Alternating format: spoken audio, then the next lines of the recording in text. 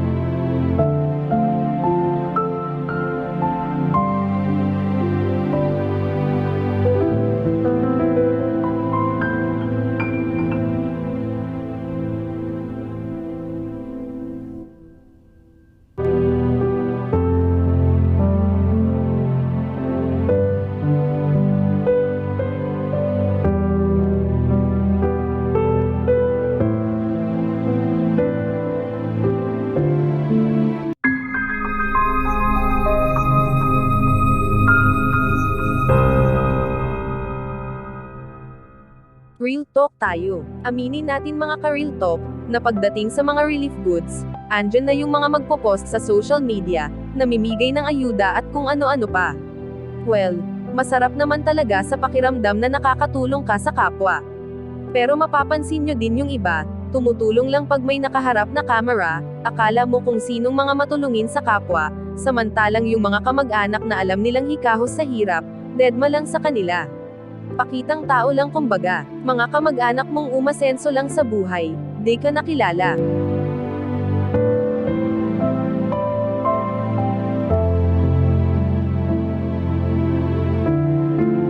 Do I know you? Bago ka makahingi ng tulong sa kanila, kung ano-ano pa papagawa niyan sa'yo, paghirapan mo muna. Magpapaalipin ka nga naman.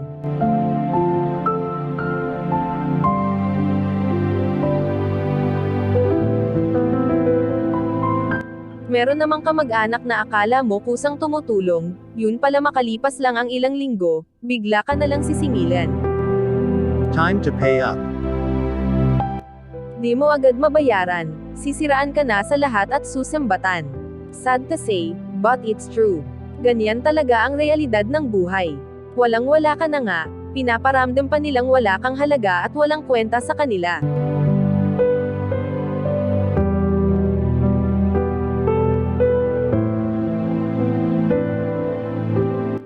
Ganun pa man, laging may pag-asa.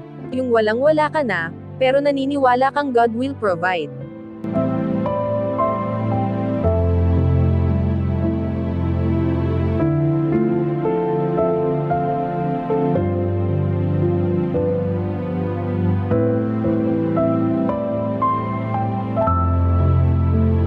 Sa panahon ngayon kung hindi ka magsisikap patuloy kang ibabagsak ng iba mong kamag-anak.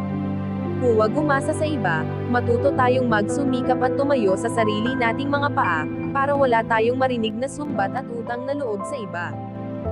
Walang mali sa pagtulong, sa panahon ngayon wala ding mali na umasa sa tulong. Kapag sikmura na ang kumakalam, kapag anak, magulang, o kamag-anak mo na ang nahihirapan, isa lang ang maiisip mong paraan, ang manghingi ng tulong. Kadalasan yan na lang ang naiisip na solusyon, dahil sa stress at depress na nararanasan nila. What does being poor really mean? When you are poor, you have commitments that you cannot satisfy, you have debt that is going nowhere and likely getting bigger. You have a poor quality of life because that feeling of being poor permeates throughout everything you do and don't do. And those feelings need to stop, right now. You need to stop thinking you are one of the poor people and look to understand how to get out of poverty once and for all. Yung mangungutang ka sa relatives mo, pero hindi ka papautangin dahil alam nilang wala ka. To avoid this kind of situation, be independent. Galaw-galaw din pag minsan. Magtrabaho, Mag-ipon, huwag tayo palagi umasa sa mga kamag-anak natin na tutulungan tayo. Tapos kapag tumigil sa pagtulong, masama na. Imbis na sisihin, pagsalitaan ng masama, ipagdasal natin sila na malagpasan ang hirap na pinagdadaanan nila. Naitanong mo na rin ba ito sa sarili mo? Why am I poor all the time? You can't help but wonder why am I poor? When everyone around you seems to be rich. Bakit nga ba mahirap para sa akin ang umasenso at abutin ang pangarap kong buhay? Bakit pakiramdam ko lahat ng bagay mahirap para sa akin? Well, everything directly depends on your way of thinking. 3 reasons why you are poor. 1. You were born into a poor family. Why do poor people stay poor? Being born into a disadvantaged family, one where money is always an issue and there is never enough to go round, is, quite frankly, a lifelong disadvantage. Being disadvantaged from an early age means you don't get the benefit of financial knowledge, of good financial role models, and perhaps even a college education. It's why poor people stay poor, because they don't know how to get out of being poor, they haven't got access to the knowledge that can help them. 2. Tragedy has touched your life. Tragedies such as accidents, serious medical problems, family bereavements.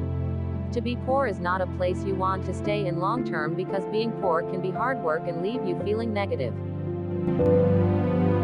3. You are guilty of making poor financial decisions. Dapat mayroong disiplina sa sarili lalo na kung paano humawak ng pera. Ang naipong pera or savings, hindi dapat ginagamit sa araw-araw na pangangailangan. Huwag tayo maging pabigat sa buhay ng iba. Minsan sumasablay na rin ang mga taong inaasahan natin kasi pagod na sila sa dami ng nakaasa sa kanila.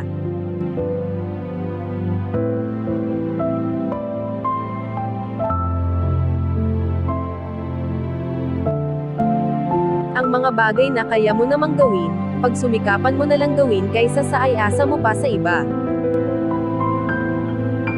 At kung tayo'y aasa, isa lang asahan natin, ang Diyos. Bakit? Kasi hindi siya nagsisinungaling, siya ay tapat at tumutupad sa kanyang mga pangako at higit sa lahat, hindi siya sumasablay o nagkakamali. Kung sa kanya natin iaasa at ipagkakatiwala ang mga buhay natin, hindi tayo malulugi, hindi tayo mapapahamak, hindi tayo talo, hindi tayo mabibigo, hindi tayo madi-disappoint at higit sa lahat hindi tayo mapapahiya. Makakaasa tayo sa Kanya.